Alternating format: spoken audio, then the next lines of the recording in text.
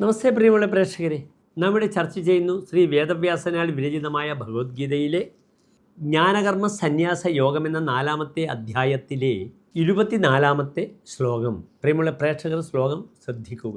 ബ്രഹ്മാർപ്പണം ബ്രഹ്മഹവിഃ ബ്രഹ്മാഗ്നോ ബ്രഹ്മണാഹുതം ബ്രഹ്മൈവ തേന ഗന്ധവ്യം ബ്രഹ്മകർമ്മ സമാധിനാ. അടുത്തതായി ശ്ലോകത്തിൻ്റെ പദച്ഛേദം ശ്രദ്ധിക്കുക. ബ്രഹ്മാർപ്പണം ബ്രഹ്മ ഹവിഹി ബ്രഹ്മാഗ്നൗ ബ്രഹ്മണ ഹുതം ബ്രഹ്മ ഏവ തേന ഗന്ധവ്യം ബ്രഹ്മകർമ്മ സമാധിന.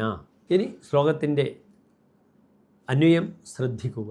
അർപ്പണം ബ്രഹ്മ, ഹവിഹി ബ്രഹ്മ, ബ്രഹ്മാഗ്നോ ബ്രഹ്മണ ഹുതം ബ്രഹ്മ, ബ്രഹ്മകർമ്മ സമാധിന, തേന ബ്രഹ്മ ഏവ ഗന്ധവ്യം. ഇനി ശ്ലോകത്തിൻ്റെ സാരാംശം ശ്രദ്ധിക്കുക. അർപ്പണം ബ്രഹ്മം തന്നെ, ഹവിസ്സും ബ്രഹ്മമാകുന്നു. ബ്രഹ്മാഗ്നിയിൽ ബ്രഹ്മത്താൽ ചെയ്യപ്പെടുന്ന ഹവനക്രിയയും ബ്രഹ്മമാകുന്നു. ബ്രഹ്മമാകുന്ന കർമ്മത്തിൽ ധ്യാനനിരതനായി ഏകാഗ്രചിത്തനായി ഇരിക്കുന്നവൻ പ്രാപിക്കപ്പെടേണ്ടതും ബ്രഹ്മം തന്നെയാകുന്നുവെന്ന് സാരം.